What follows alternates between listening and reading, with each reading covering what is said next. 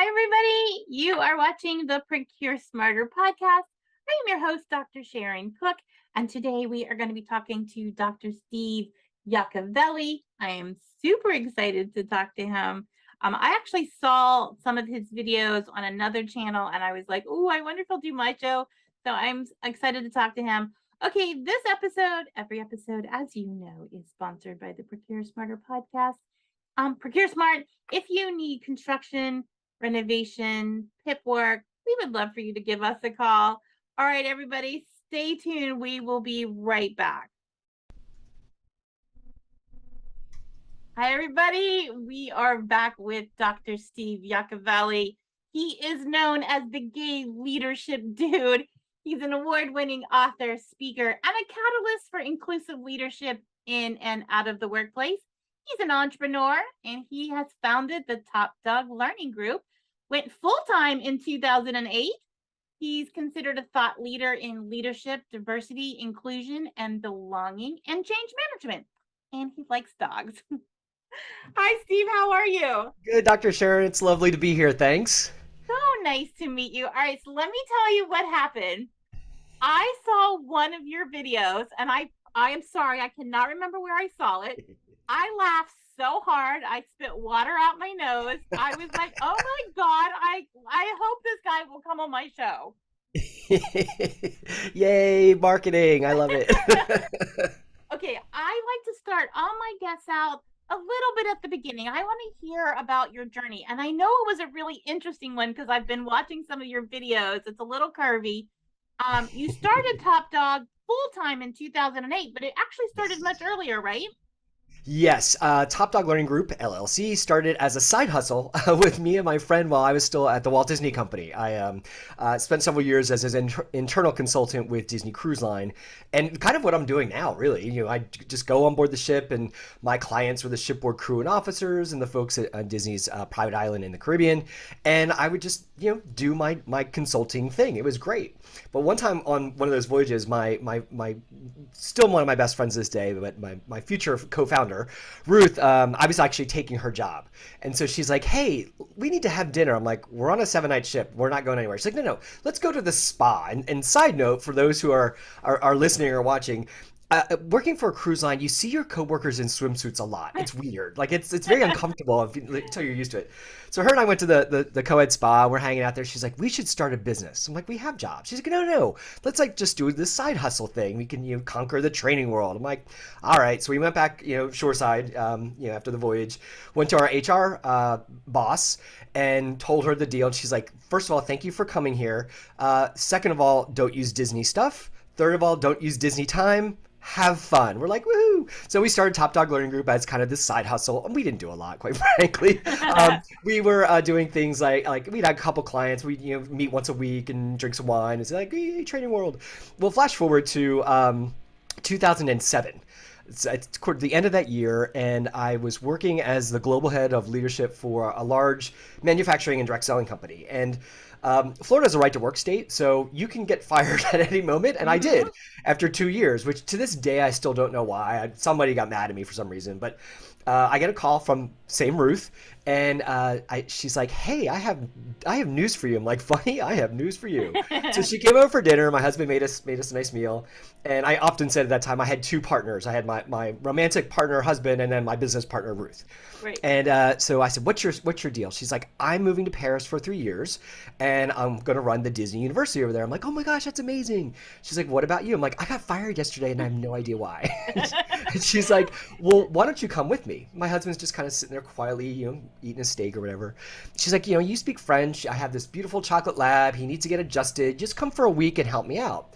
And my husband's like, "Look, just go and get your house in order. I'll come collect you at Thanksgiving," which was a couple months later. So I was like, "Score." So I moved to France with Ruth, and I'm sitting in a cafe. Like, what am I gonna do with my life? I don't know. And I was applying for jobs online after I'd walked the puppy around the Champs de Mars, which Of for those course. who don't know, it's the Eiffel Tower park. So I was the puppy au pair, as I like to say. And then I'm sitting at this cafe, and I look kind of next door, and there's this big. It's kind of like the AT&T of France. It's like the big telecom called Orange, which it's L apostrophe orange, basically. That's how you'd say it. But they just had this big square orange logo. I'm like, I really like that logo. I want to take Top Dog, and that's actually why there's a square logo in mine. So that inspired me to take Top Dog as my full-time gig, and that's the story on how the doghouse became my full-time doghouse. That is a great story. So you're just sitting in a cafe in Paris.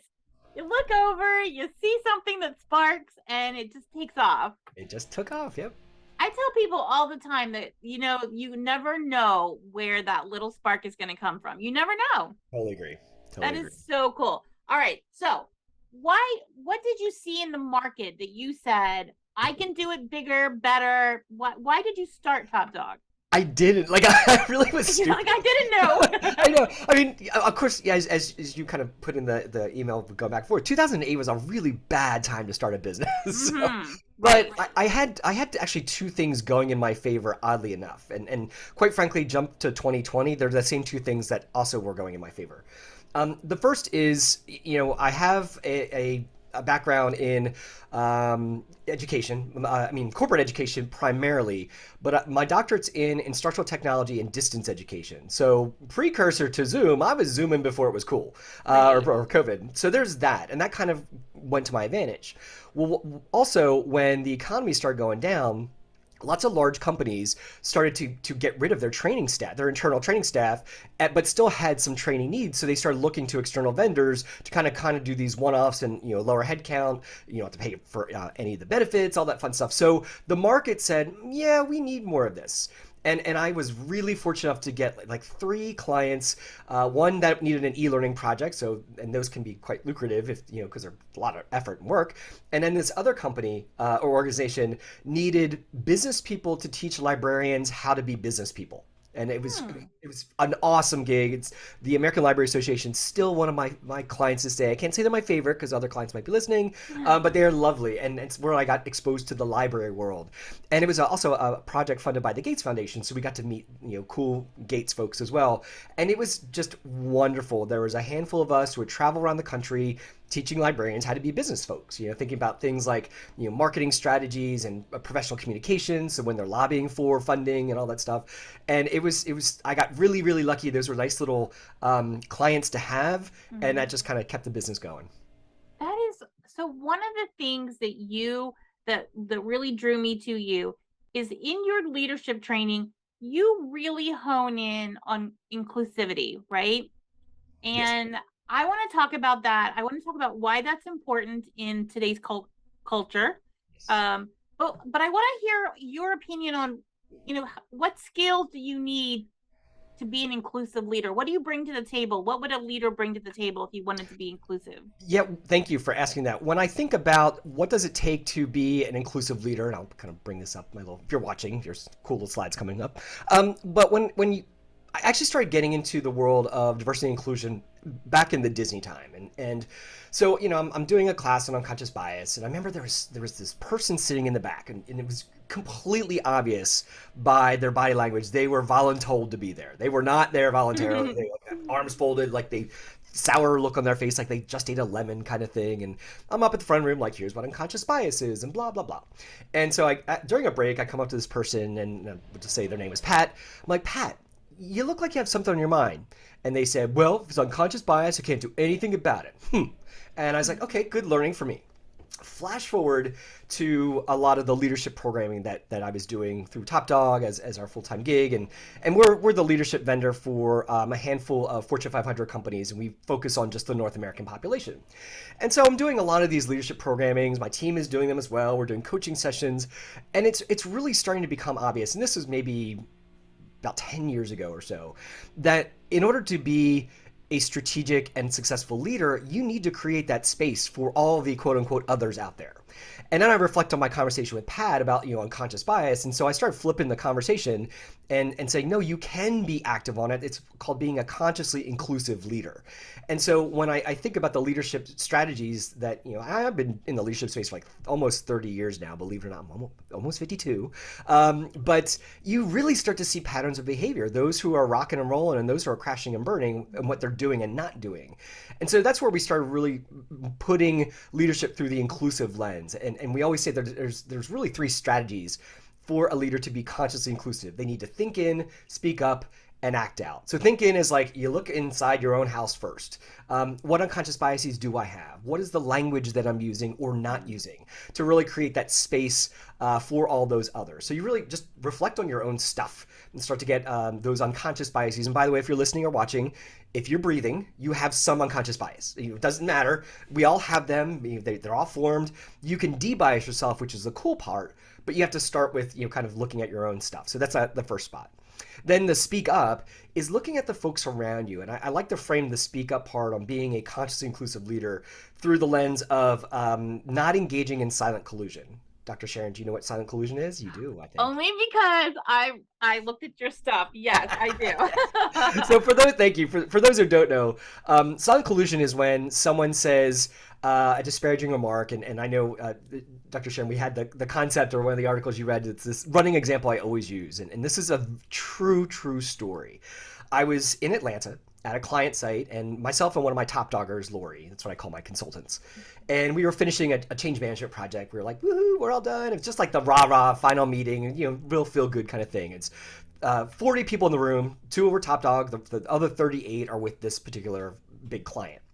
And we're just around the typical boardroom table, and we're just about to start the meeting. And at the head of the table is the senior executive, who's male, and that's important to the story. But we're just about to go into the conversation, and the voices are dying down, and you hear that senior executive say, "Well, all women drive," and everyone just kind of stopped, and we all looked at the head of the table, but no one said a word. Now, at that moment in time, we were all engaging in silent collusion. Because we didn't say anything, we were silently supporting that really stupid statement about women and their driving ability. So what I've seen leaders do, and especially when we're talking through the lens of speak up, is not take that opportunity in that moment to refute that statement. And there's a bunch of strategies you can do. I created this little cheeky acronym called MOPSAM. And when I present this in keynotes and stuff, it's a picture of a little Hungarian pulley mop, which is, if you're not familiar with those dogs, they look like they have dreadlocks. They're very cool Right. looking. And his name is Sam. So his name, Sam, and the type of dog, which is called a mop dog, if you put them together, that's the 6 ways to remember how to beat silent collusion in the moment. So it's really cheeky and silly, and executives laugh because they're like, oh, that's pretty funny. But it's, when you're in that moment and someone says a stupid remark like, women drive, a lot of times we get into that emotional zone, and we don't know how to react to it. And using the mop Sam can kind of help you. So, for example, one of the strategies in in Sam is ask. You ask a question, and so I could say, Bob, assuming that's the executive who said the stupid remark, Bob, what did you mean by that statement? And what will happen is a couple things. If Bob's acting or saying things out of his unconscious biases, then it sometimes pulls him into the conscious. So there's that. But it's also sending a signal that I'm like, I'm not on board with this. So I'm breaking that silent collusion. Now you have to be mindful though, because I could be like, Bob, what did you mean by that statement? Communicating something very different than, Bob, what did you mean by that statement? Yeah. So there's like little strategies you can do to keep that speak up. And then the act out to kind of finalize is, what can I do as a consciously inclusive leader to look around my area of the company, the enterprise, the business, the workplace, and make some changes? If I'm in marketing and I need pictures of people, what kind of people am I showing in that marketing? I have to put families in an ad. What families or type of families am I using? I'm in human resources. What are some of the policies in healthcare for single parents or our trans siblings or whomever? And so you start to look around and be those eyes and ears, and say, what else are we excluding with it by our workplace being the way it is, and how can we open it up to be more consciously inclusive? It is so moving. And what I think about is, do you and your team, I went on your website, you have a whole team. I do. Do you and your team take this message to schools? And you asked this as I sit in the state of Florida, where you can't say gay. Right? Yeah. We have done some in-service programming, for not for students, but of course for faculty and staff. Yes. Yeah. I mean, Yeah. it's really what you're doing. I don't want to minimize it, and I don't want to come out like it's the best. I mean, what you're doing is amazing though, because it is Thank you. so needed in the corporate world. I've spent years and years in corporate world. And I just recently went out on my own. And I still have a lot to learn. I still have, I have millennial children who are always correcting me. Mom, you can't say that anymore. Mom, you can't, It's true. and it's like, oh, I didn't know that things that you grow up thinking aren't appropriate anymore. Yep. They're not funny anymore. Yep. They were never funny, but We didn't know. I mean, where that unconscious bias kind of sits. yeah. So cool. Okay. So thank you for explaining that. Yeah, You sure, sure. do have a book out, and I do want to talk about it. You wrote the book called Pride Leadership Strategies for the LGBTQ plus leader to be king and queen of their jungle. That's a mouthful, but It why don't you is. tell me about it? So, Pride Leadership actually started in 2018. I was at a conference and a National Gay and Lesbian Chamber of Commerce. So there's like 3,000 queer business owners and a bunch of Fortune 500 folks in this convention center in Philadelphia. And I'm going in between sessions. So I'm sitting outside of one of them and I'm sorting through my old business cards. There's a woman kind of right next to me doing the exact same thing. And she's like, "Hey, who are you?" I'm like, "Hey, I'm Steve, Top Dog Learning, Consulting, blah blah blah." And I said, "What about you?" She's like, "Well, I'm Jen, and I'm a publisher." I'm like, "You know what? I have a leadership book in my head." She's like, "Well, let's get that book out." And Jen is now my publisher. Actually, we're working on my next book, so I can kind of talk about that later. Nice. But Jen works and owns Publisher Purpose Press. And it's just for authors, gay or straight, who have a passion about a story or a message they want to share. And that's kind of why I was drawn to her. And so I was going down the path of doing kind of a quote unquote generic leadership book.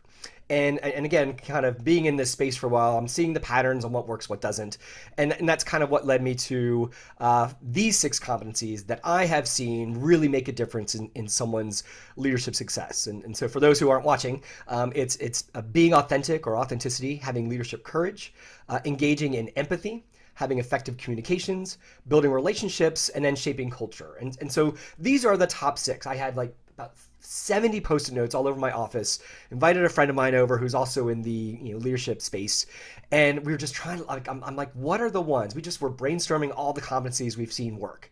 And then we kind of did my own little thing, and I'm like, you know what, these are the 6. And so I kind of landed on those.